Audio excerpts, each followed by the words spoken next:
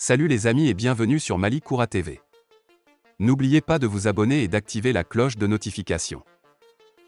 Les ministres français des Affaires étrangères et des Armées se rendent jeudi et vendredi au Niger pour redessiner la stratégie de la France au Sahel après le retrait des troupes françaises du Mali, alors que les États côtiers d'Afrique de l'Ouest sont confrontés à la menace croissante de groupes armés islamistes.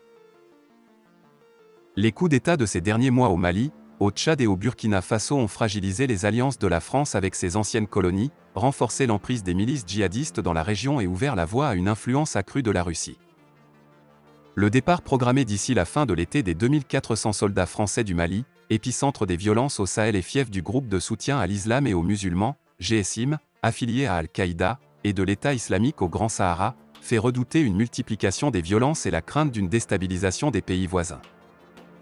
Le Niger, où sont attendus jeudi soir Catherine Colonna et Sébastien Lecornu, va devenir la plaque tournante de l'opération militaire française dans la région, avec 1 millier d'hommes basés à Niamey ainsi que des avions de combat, des drones et des hélicoptères. 300 à 400 militaires seront déployés pour des opérations spéciales avec l'armée nigérienne dans les régions frontalières avec le Burkina Faso et le Mali, ont précisé des responsables français lors d'un briefing avec des journalistes. Un contingent de 700 à 1000 hommes sera parallèlement basé au Tchad, et un nombre non précisé de militaires des forces spéciales continueront d'opérer ailleurs dans la région. Les forces françaises ne mèneront plus de missions et ne pourchasseront plus d'activistes armés en territoire malien une fois le retrait achevé, ont ajouté ces responsables. Sécurité et développement indissociables. Au-delà du Mali, le recul démocratique en Afrique de l'Ouest est extrêmement préoccupant avec des putschs successifs au Mali par 2 fois, en Guinée en septembre 2021, au Burkina Faso en janvier de cette année. La France continuera néanmoins en dépit de ces événements, de ce retrait du Mali, à aider les armées ouest-africaines à lutter contre les groupes terroristes, a déclaré Catherine Colonna mardi lors d'une audition à l'Assemblée nationale. Nous menons actuellement des consultations avec nos partenaires concernés pour définir avec eux, en fonction de leurs demandes et de leurs besoins, la nature des appuis que nous pourrons leur fournir, a-t-elle ajouté. L'objectif est de présenter une nouvelle stratégie à Emmanuel Macron en septembre, indique-t-on de sources diplomatiques françaises.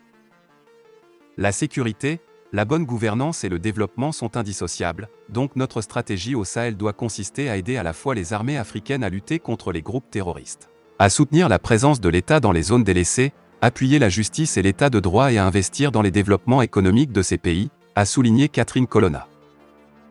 Les 2 ministres annonceront le déblocage d'une aide de 50 millions d'euros pour améliorer le réseau d'électricité au Niger ainsi qu'un soutien budgétaire. Une source majeure d'interrogation concerne les pays du Golfe de Guinée comme le Bénin, le Togo et la Côte d'Ivoire, visés à leur tour récemment par des attaques, et la manière dont la France et les Européens pourraient leur venir en aide.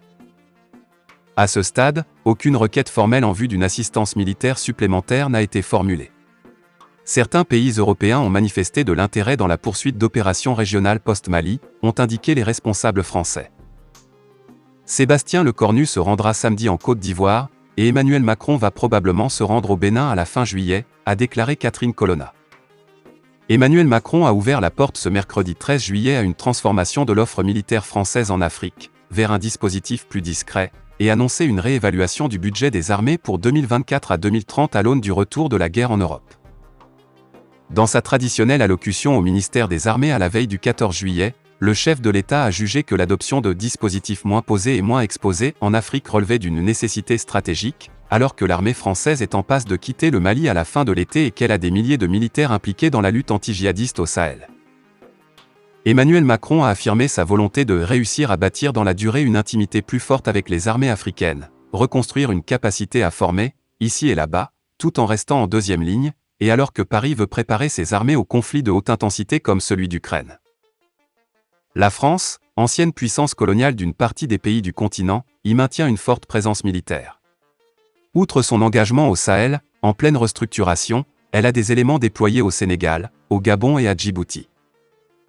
Le président Macron a par ailleurs évoqué la nécessité d'un continuum entre notre offre diplomatique, nos actions rénovées pour le partenariat africain, nos actions de développement en Afrique. C'est un changement de paradigme profond, a-t-il martelé. Nouveau budget militaire. Hier partenaire clé de Bamako, la France, ancienne puissance coloniale, est désormais persona non grata et s'apprête à quitter le Mali d'ici quelques semaines. La junte au pouvoir depuis 2020 a poussé dehors l'armée française et a fait appel aux Russes, via la sulfureuse société paramilitaire Wagner, même si Bamako s'en défend. Une fois désengagé du Mali, la France aura divisé par 2 sa présence au Sahel en ne maintenant que 2500 militaires environ dans la région. Mais Paris affirme depuis des mois ne pas renoncer à la lutte antiterroriste et discuter avec les pays du Sahel et du Golfe de Guinée pour préparer de nouvelles formes d'intervention.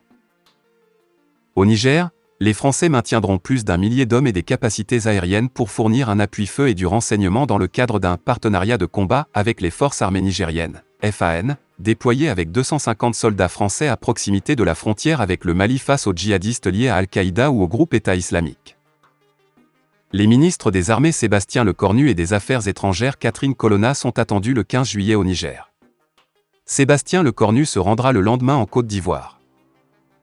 Le chef de l'État a par ailleurs annoncé une réévaluation des besoins budgétaires en matière de défense, via une nouvelle loi de programmation militaire, LPM, 2024 à 2030 plus adaptée à la perspective du retour possible d'un affrontement de haute intensité. Ces travaux d'élaboration devront être achevés à la fin de cette année puis discutés avec le Parlement début 2023, a souhaité le chef de l'État français. Développer le service national universel. Le président avait amorcé en 2017 une nette remontée en puissance des crédits défense après des années de disette. Le budget des armées va encore croître en 2022 avant de franchir une marche de 3 milliards en 2023, pour atteindre 44 milliards d'euros. Il a enfin demandé aux armées de faire davantage pour développer le service national universel, SNU, visant les jeunes, afin de mobiliser toute la société française dans les défis qui leur sont proposés. Il ne s'agit pas de militariser la jeunesse, encore moins la société, mais au moment où la nation a besoin de retrouver le sel de son histoire, son sens profond, la République a besoin que vous fassiez davantage, a-t-il déclaré.